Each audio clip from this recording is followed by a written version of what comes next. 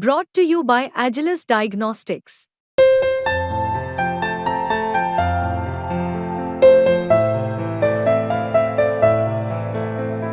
Agilus Diagnostics.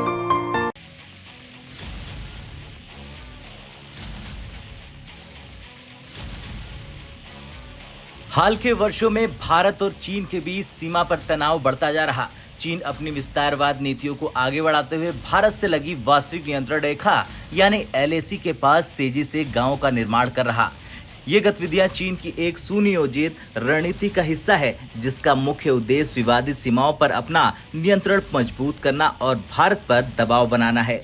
चीन ने हाल के सालों में एलएसी के पास 50 से अधिक नए गांव बसा लिए हैं। इन गांवों में रहने के लिए चीन की सरकार स्थानीय लोगों को आर्थिक प्रोत्साहन भी दे रही। इसका मकसद इन विवादित क्षेत्रों में आबादी बढ़ाना और इन क्षेत्रों पर कड़ी नजर रखना है। इसके अलावा चीन ने और 100 गांव में भी नए घर बनाए हैं ताकि और अधिक लोगों को यहां बसाया जा सके। इसका खुलासा किया है न्यूयॉर्क टाइम्स ने।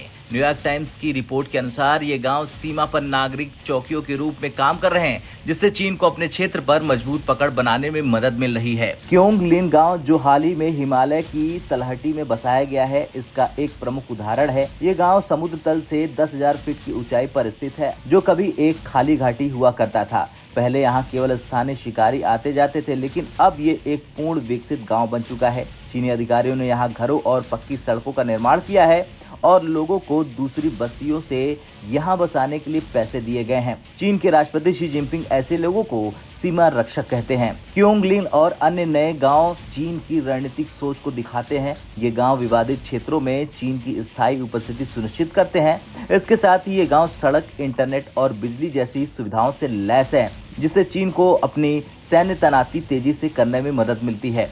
तो वहीं सैटेलाइट तस्वीरों के विश्लेषण से पता चलता है कि चीन ने भारत की सीमा से लगे लगभग हर हिमालयी दर्रे के पास कम से कम एक गांव बसाया है। इसके अलावा भूटान और नेपाल की सीमा से लगे अधिकांश दर्रों पर भी गांव का निर्माण किया गया है। खैर, भारत ने चीन की इन गतिविधियों का कड़ा विरोध किया है और अपनी सीमाओं की सुरक्षा को मजबूत करने के लिए कई कदम उठाए हैं। भारतीय सेना ने सीमा पर अपनी उपस्थिति को बढ़ाया है और नई सड़कें और पुल भी बनाए हैं ताकि सैन्य तैनाती तेज हो सके। इसके साथ ही साथ भारत ने अंतर्राष्ट्रीय मंचों पर चीन की इन गतिविधियों का मुद्दा भी उठाया।